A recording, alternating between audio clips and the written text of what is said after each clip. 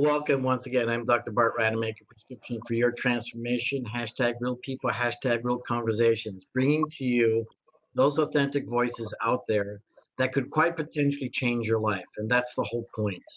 It's really what you don't know that you don't know. And my desire and my objective is to tap into that collective wisdom around us and create a generative collaboration so that you can start looking into making the changes that you wish to have in your life. And it's a story of my own life.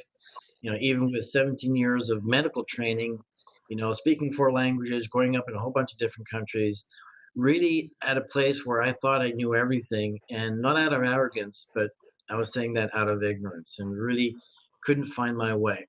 And fortunately, I was blessed by a gift that someone gave me that opened the door to everything that I do today. And that's the same kind of gift that I like to give you, that opportunity to find the things that you might just be looking for. And so anybody listening who wants to be interviewed as well, so that I can support you and help you get your word out, your mission, your vision, just like I'm going to do today. And this is a particular area that I'm also very excited about, simply because it's all about harnessing the potential of the body to restore form and function, really, optimizing that physiology of yours so that you can function at the highest level. Our bodies are our temple. We need to make sure that we take great care of that. And there's so much confusion out there. There's so much misinformation, if you will. And I'm delighted to be speaking today to someone who's done extensive research. So much more than so many people on this topic.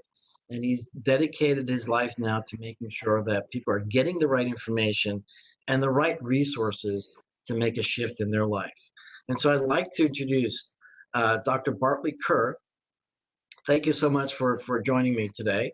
Really excited about having you on this platform so that you can then share with people your experience when it comes to helping people optimize their body. And I love your approach, which, unfortunately, I think is somewhat unique, because most people are really just focused on one thing, whether it's just bioidentical hormones, or whether it's just nutrition, or whether it's just exercise, or perhaps something entirely different. But you've chosen, to really help people on all three levels, and you call it the Trifecta Effect. So, welcome. Well, thank you. I'm glad to be here. So share. Go ahead. Go ahead. No, share with us the idea of the trifecta. What is this about, and how is it that you get to help people? Yeah, one of the things is we treat patients primarily that are over 40, and one of the things that happens to people as they age is their hormones go down. And what we try to do at National Rejuvenation Centers is get their hormone levels back to that of the most healthy demographic. That's the healthy 20-year-old athletes. So we want their hormone levels at an A level, A plus. And many clinics, that's what they do. And the problem is there's the rest of the puzzle. And when we talk about the trifecta, the second part of that equation is going to be what you eat. We just created a new paradigm, a new type of person here who is a 40 to 60-year-old with the hormone optimization of a 20-year-old. Well, they're not really a 40 to 60-year-old. They're not really a 20-year-old. They have to eat according to that new person that they are and get the proper nutrients. It's not dieting. It's actually getting more of an athletic approach to how they are able to eat. And the third approach, is going to be the training, the exercise. It has to be consistent, not too much, because people actually have jobs and lives when they're over 40, but they have to have some kind of an outlet so these hormones and nutrients can work. So we put these all together, these three components together, and we call it Rejuvenation Medicine. Great. So what I like what you've done as well, being a medical practitioner myself as a surgeon, and being in school for so many years, and pretty much well educated in all the variations, if you will, in medicine. And when I read some of these books out there, it's a challenge, and sometimes I get confused. And what I think that's so brilliant about what you've done, particularly because of your passion and your commitment to really serve people at a high level, is you've also written a book. about bioidentical hormones. And anybody who's out there listening and really wants to get the skinny, if you will, or really have a deeper understanding and making it easy to understand about bioidentical hormones, they really need to get your book. And what is the name of that book? It's called Rejuvenation.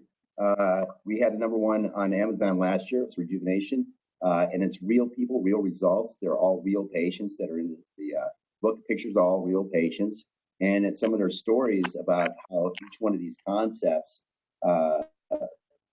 pertain to them. And some of them are funny, some of them are inspirational, and we wanted to put these there in order to show how these things work. We didn't want to put out a medical text. That's been done before. What I wanted to do is put out a book that's jam-packed with information that works and that's easy to read and fun. And hopefully I did that for the readership out there. Well, you absolutely did. I mean, I really enjoyed your book and I understood it as well. I think most importantly, it was easy to relate to. It was easy to read and easy to kind of look at the practical aspects of it so that you can implement it in your life. So one of the things that I'm curious about is, and this is probably what the readers are also curious about, who's really a candidate, for these kinds of approaches, and does someone maybe know that they're ready for this? Well, the person that we usually see in NRC is a person that's usually over 40, and they don't feel like they used to. They don't have the zest for life. Nothing is cool anymore. They're going through the motions every day. No energy, but they can't sleep well. Any one of these little things, their libido is gone. They work out and nothing happens. They might even gain weight. It's just that line where nothing is working anymore and it's just blah. And they go to their primary care physician, whoever, and they say, hey, that's who you are. You got to live with it. You're 50, whatever. And that's not how we address the thing. What we want to say is you should be feeling as good as you ever felt in your life at 50. And they're educated consumers. The people that we see, we're about 50% men, 50% women, and they understand that, hey, I don't like this. I don't want to feel like this. I want to be healthier. I want to have the energy to do things. I want to have the energy to play with my kids or do a sport. And they don't want to accept that they should feel tired and haggard and depressed. Those are the patients that we see, and they're quite a interesting and educated group. What's interesting, what you just shared just now was the fact that, the typical response from doctors today, and I'm guessing that's changing as well. But I've heard this so often is that, they go to the doctor and they tell them about their aches and their pains, and their response is, "Well, get used to it. You have to settle for less because you're simply getting older and we can't do anything about it." But the truth is very different, obviously, because this is what you do. And one thing that you shared with me, which I thought was fascinating, was how often people would come back reporting to you that they actually forgot how great they felt when they were in the 20s and 30s. And so, they get to have this energy that they once had. And interesting enough, and this is what I found even more fascinating, that oftentimes that people will tell you that they are even more energetic, stronger, healthier than they were when they were 20 and 30. How do you explain that? Well, one of the things is it's really rough because as we age, it's a slow decline over time. It's not just rapidly you feel lousy. It's very slow, and you don't realize how you feel until you don't feel like that anymore. That's what my wife said that when she finally went on the hormones, and she said, I never knew I was so tired until I wasn't tired. And it was just cathartic for us, energy. I can do the things I want to do and then some. And nothing seems to be overwhelming anymore. A lot of times that happens to us where we just get overwhelmed. You don't have to be. I mean, it's not fair when you get older and you feel like this. And when you can go back and feel like, or even better, like you said, even better than you did before, because we're putting aids in these people that make more in their hormone levels. So this with them, and it's very one of the rewarding things for me is when we see a patient come in for a re-eval after a few months, and they're glowing and they're happy and they look incredible. Thing type of product because it actually works. There's no placebo. I said if there's a placebo effect, it has to be in your face. Oh my God, this stuff is really cool. Not only do they have to look better, not only do they have to feel better, but I like to look at those blood profiles and see profiles. Proof is in the pudding. Yes, you can look better, you can feel better, but we need to be healthy too. And I want the healthiest person I can possibly get. Yeah, that's remarkable, and I apologize. I think there's a bit of a issue with the communication here because you broke up there a little bit. So hopefully the listeners got all what you said. But and also an interesting part, what I feel too, is that once you start optimizing your physiology, the other organs in your body are just going to simply work much better. I mean, you're giving the hormones, the correct kind of hormones to people. But there's a lot of, I would say, misunderstandings or misinformation about the hormones, and traditionally people have been reluctant to take these hormones because of all the fears. And so, what is it that you typically will tell patients who are asking about these kinds of concerns? Well, each hormone has its own bias in medical community. We have to reiterate, like with estrogen, it's not pharmaceutical estrogen, it's the estrogen that's in your body. There's a bunch of different types of estrogen in your body. These are the types we're going to give you, the good ones, not the bad ones. They can convert, so we give them a product that would stop it from converting. Estrogen is not evil, but the relationship to other hormones, such as progesterone, has to also be addressed. We could never give estrogen without a progesterone, which combats the ill effects that estrogens can sometimes give. So there's that misnomer that, hey, yeah, estrogen is bad, pharmaceutical estrogen is bad. I kind of agree that pharmaceutical estrogen can be bad, but you never give estrogen unopposed with progesterone. Another one's testosterone. Thousands of studies over the last decades saying the benefits to people over 40, men and women, with testosterone: bone density, memory, muscle mass, decreased body fat, libido, mood, plethora of information on it. Yet it's still coming out with some of these physicians as bad for you. And there's not a lot of science that says that. The science is all saying that it is good for you. It's in your body. There's nothing foreign about it. And so some of the medical community are going off the old texts that said it was bad before they knew it wasn't bad. So it's really hard. Even the National Urology Council had a meeting on it. They did a meta-analysis of every study ever done on testosterone and prostate cancer. And they told all the guys, all the urologists in the country, it doesn't have anything to do with prostate cancer, good or bad. It has nothing to do with it. Yet up until that point, half of those guys, maybe more, were saying it did have an effect on prostate cancer, a negative effect. Nowadays, they're actually giving testosterone to the most dangerous type of prostate cancer in an effort to get rid of the cancer with different types of very exciting thing that they're doing now, which has gone full circle from just a few years ago. It sort of makes sense when you think about it from the perspective that our genes pretty much have the blueprint of a perfect body, whether the genes are properly expressed or not. And so once again, thinking about hormones, I mean, they're part of our physiology. I mean, there's nothing necessarily bad about them. I think the confusion perhaps has happened so far as, what are real normal levels, number one, but also what kind of hormones that, we are injecting or taking in. And like I said, the pharmaceutical kind are probably not the right kinds. And so therefore, the advance, if you will, is number one, using bioidentical hormones.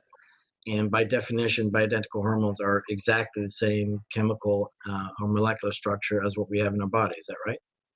Right. Correct. But then also, what I find interesting and fascinating as well is the what are the lab values that we're getting? And unfortunately, what I've seen so often is that people go to these clinics and all they do is monitor numbers. They don't monitor the patient. They don't monitor their symptoms. And you do it differently. I mean, you actually look at the levels and correlate it with how they feel, what they're experiencing, and then also help them, make all the other changes just so that you get the full effect.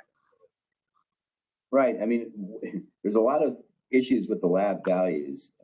One would be is we really don't know what the correct values are. These are somewhat antiquated values because they were taken a long time ago with a different population. So we really don't know what the optimal level of some of these hormones even are. So we have to go off of the standard blood tests that we've had forever and to see. But I would really like to see what the healthiest demographics, the healthy athletes would have, drug tested athletes, what their levels would be, because they're the healthiest guys out there. I would love to see them, or the healthy women athletes. But we don't have that. We have a general population that they took our blood tests from. Also with the blood tests, since that's all we have as far as blood tests go, those ranges, I like to have the optimal end of the range, usually the high end for most of the hormones, because that's what the healthy young people were. As far as going off of just the range, we can't, because yes, we can give a patient a hormone, but we don't know how many receptors on the cell to accept or deny that hormone they have. There's no test for that.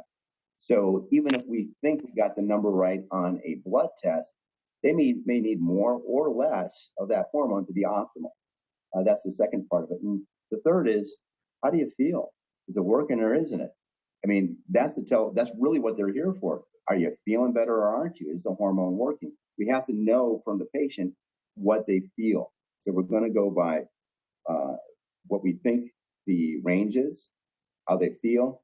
And in the back of our minds, we're going to say, what is the receptor affinity to this particular hormone in this person? We have to weigh all those out to give them the best advantage that they can get. Yeah, and obviously, ultimately, if you're getting the results that you want to get, then you know that you're doing the right thing. And that's why I really do like your approach. Exercise, well, that's kind of like a no-brainer. Get a personal trainer to help you, work with your specific body and your specific goals. And I think that's key. Not all trainers, know how to do that in the best possible way for the individual. And so I think what's key here is you have to find the right trainer for yourself. I've tried some trainers in the past that just simply didn't work, and some others really did. And and it's important so that anybody listening, if you're not getting the results, it might also be that you don't have the right trainer.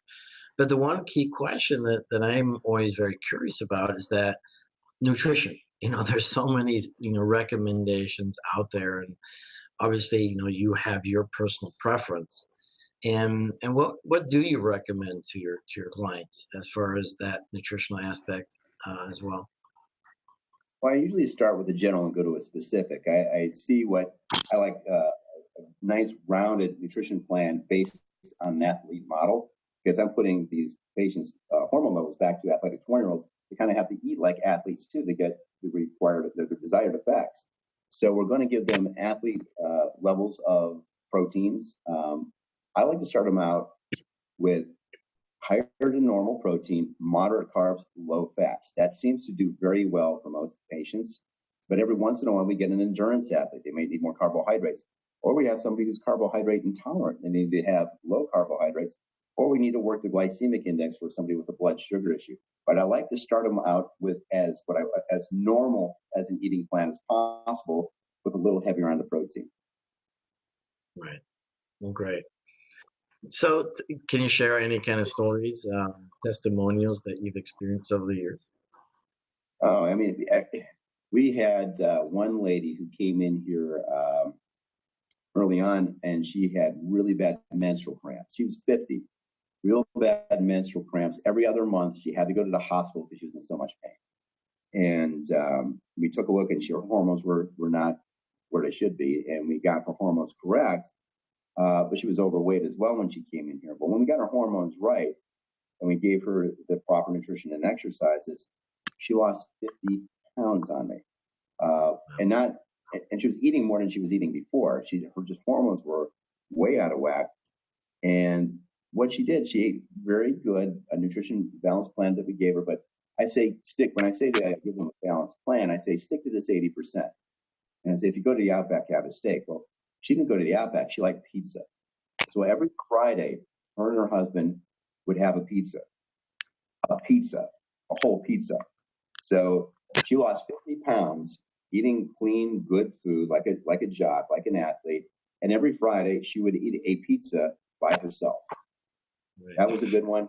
Another one I like to do was really hard. What I always tell the patients to do, and what's really hard for them to do, is take pictures of themselves throughout their training and exercise so they can see progress. Because when you see yourself every day, you can't tell how good you're doing. But if you see every 2 weeks, you take a picture in the same lighting, in the same clothes, you can really see what's happening in front and back. Very rarely do they actually do that because it's hard to take the first picture. You know, everybody's a little conscious, but then they always kick themselves like, we should have taken the first picture. Well, I had a guy a couple of months ago who was so excited, a guy from up north, from St. Louis. He was so excited about this stuff. He actually did everything by the book. He took the picture, and I was giving an interview in here to one of the newspapers. And during the interview, my phone goes off, and he texts me his he took it every week. I told him every 2 weeks, but he took it every week. His 7th week picture. And the difference, the transformation this guy made was his abs were in. He's working out 4 days a week instead of 7 days a week. He cut his cardio down. I mean, he was way overtraining. The progress this guy made is mind-boggling in 7 weeks by just making things shorter, doing the way they're supposed to be, optimizing the hormones. And I really like to see that transition. So I'm really kind of pushing the patients now. So for your own sake, this stuff is actually going to work. Take a picture first and just keep track of this thing so you know what's going on. That's really a neat one. So lots of stories about how their nutrition has changed them. With the endurance athletes, we have a gentleman who's 48 and he's a competitive triathlete.